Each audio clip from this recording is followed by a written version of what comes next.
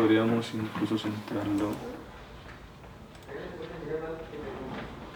My name is David Adams, and I am the director of Poema Publicaciones, a Christian publishing ministry based here in Medellin, Colombia.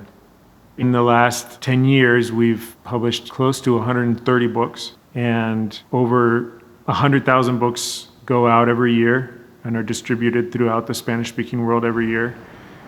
I think that the situation spiritually here in Colombia is a real mix. Probably most Christians in local churches here in Colombia would not have much of a concept of what God's providence is.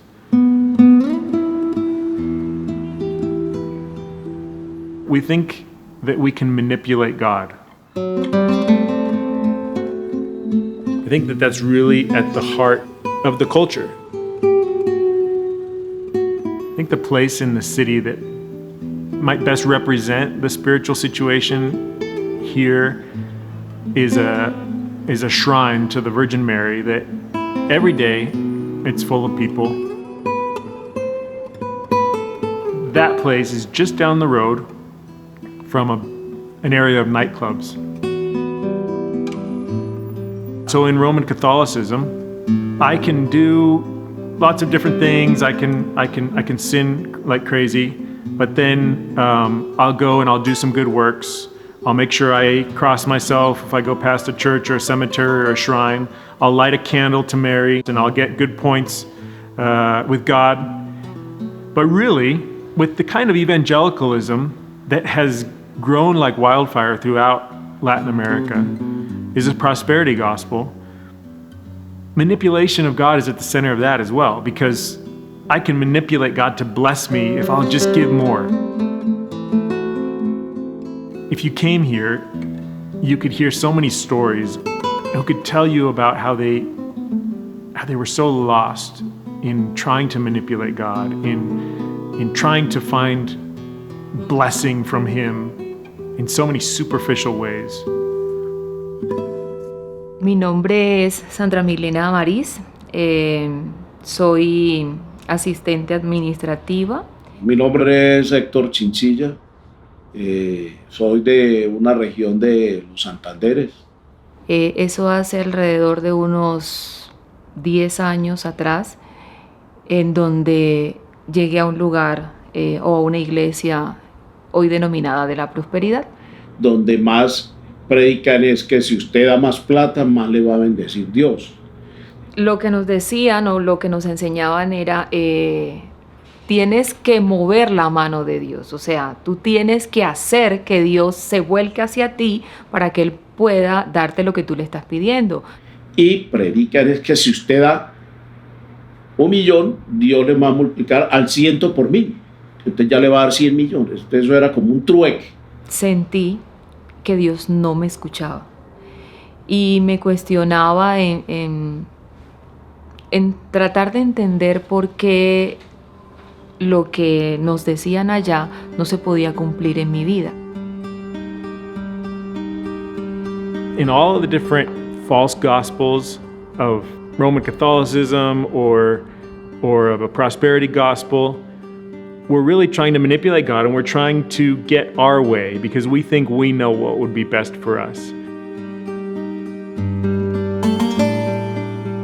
If we have a smaller God that we create in our own minds, or that makes sense in our reason, but that's not the God that reveals Himself, we're not worshiping the true God.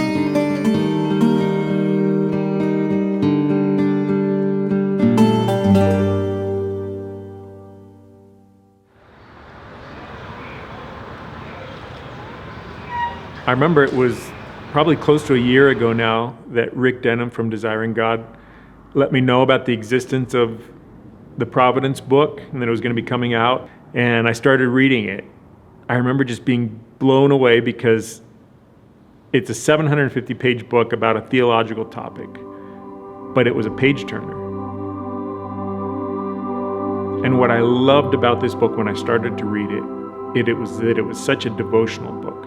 It was a book that led me to worship Him and sees how His sovereignty is over things like plants and animals, and how His sovereignty over evil how his sovereignty over our hearts, how his sovereignty over the kingdoms of the world, his sovereignty over our missions, of our telling others about Christ.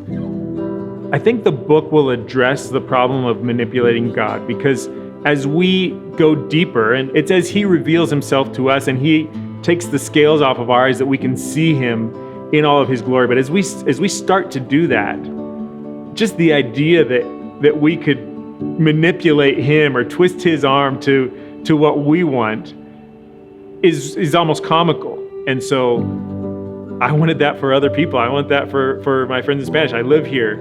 My closest friendships and relationships are here and throughout the Spanish-speaking world. And I wanted to be able to share this with other people. Bueno, Dios usa cada lugar que nos lleva con un propósito, ¿cierto? Todo tiene un propósito para el Señor y ese fue el lugar en el que Él permitió que yo estuviera para después sacarme de ahí y poder decirle a otras personas, mira, es que ese no es el evangelio que el Señor nos ha dado. Todo ese concepto yo lo cambié. Que Dios no es un Dios milagroso porque da plata. Dios lo que le importa es el corazón. A Dios, para él es lo mismo un rico que dé 1,000 millones que el que dé 10 pesos. If we don't understand that God is sovereign even over all of these things, and all of these things are in his plan, and that other people meant something for evil, but God meant it for good, that's a comfort. And we can trust that he's in control of all these things and that he will bring it for his glory, and in that it'll also be for our good. My prayer is that this book will give boldness and it will encourage us and it will solidify our trust in this God who is sovereign over all things.